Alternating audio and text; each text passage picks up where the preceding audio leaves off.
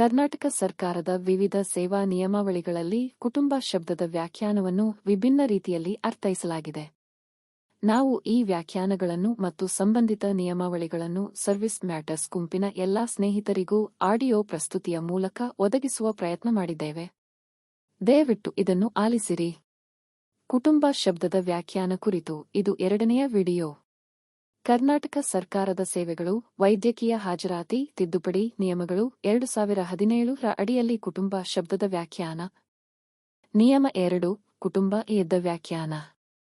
ಸರ್ಕಾರಿ ನೌಕರರ ಪತ್ನಿ ಅಥವಾ ಪತಿ. ಉದಾಹರಣೆ: ಶ್ರೀ ರಮೇಶ್ ಸರ್ಕಾರಿ ನೌಕರನಾಗಿದ್ದರೆ ಅವರ ಪತ್ನಿ ಶ್ರೀಮತಿ ಸೀತಾ ವೈದ್ಯಕೀಯ ಹಾಜರಾತಿ ಉದ್ದೇಶಗಳಿಗೆ ಕುಟುಂಬದ ವ್ಯಾಖ್ಯಾನದೊಳಗೆ ಸೇರಿರುತ್ತಾರೆ. ಸಾಮಾನ್ಯವಾಗಿ ಸರ್ಕಾರಿ ನೌಕರರೊಂದಿಗೆ ವಾಸಿಸುತ್ತಿರುವ ತಂದೆ ಮತ್ತು ತಾಯಿ, ದತ್ತು ತಾಯಿಯನ್ನು ಒಳಗೊಂಡು ಇವರುಗಳ ಒಟ್ಟು ಮಾಸಿಕ ಆದಾಯವು ವೈದ್ಯಕೀಯ ವೆಚ್ಚದ ಬಿಲ್ಲುಗಳ ಮರುಪಾವತಿಯ ಪರಿಗಣನೆಯ ದಿನಾಂಕಕ್ಕೆ ಇರುವಂತೆ ರಾಜ್ಯ ಸರ್ಕಾರದ ಮೂಲಕ ನಿಗದಿಪಡಿಸಿದ ಕನಿಷ್ಠ ಮೂಲ ನಿವೃತ್ತಿ ವೇತನ ಮತ್ತು ಕನಿಷ್ಠ ಮೂಲ ನಿವೃತ್ತಿ ವೇತನದ ಮೇಲಿನ ತುಟ್ಟಿಭತ್ಯೆಯನ್ನು ಸೇರಿ ಆಗಲಿರುವ ಒಟ್ಟು ಮೊತ್ತವನ್ನು ಮೀರದಿದ್ದರೆ.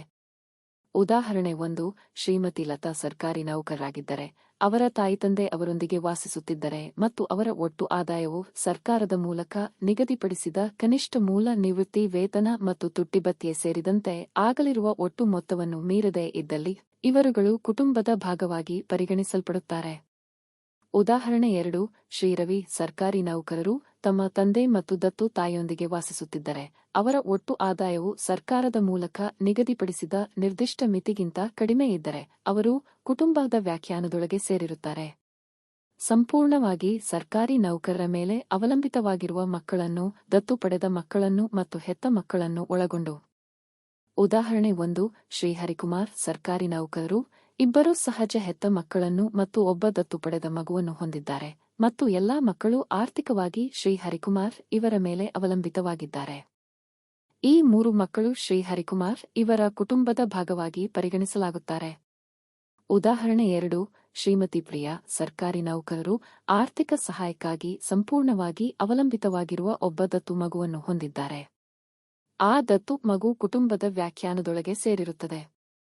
ಇಲ್ಲಿಯವರೆಗೆ ನಾವು ತಿಳಿಸಿದ ಮಾಹಿತಿಯು ನಿಮಗೆ ಇಷ್ಟವಾಗಿದೆಯೆಂದು ನಾವು ಭಾವಿಸುತ್ತೇವೆ ಮತ್ತು ಸದರಿ ವಿಷಯವು ನಿಮಗೆ ಒಪ್ಪಿಗೆಯಾದಲ್ಲಿ ನಮ್ಮ ಚಾನಲ್ಗೆ ಚಂದಾದಾರರಾಗುವುದರ ಮೂಲಕ ಸಬ್ಸ್ಕ್ರೈಬ್ ಮಾಡಿರಿ ಹಾಗೂ ಒಂದು ಲೈಕ್ ಕೊಡಿ ಮತ್ತು ಇತರ ಸ್ನೇಹಿತರೊಂದಿಗೆ ಹಂಚಿಕೊಳ್ಳುವುದನ್ನು ಸಹ ಮರೆಯದಿರಿ.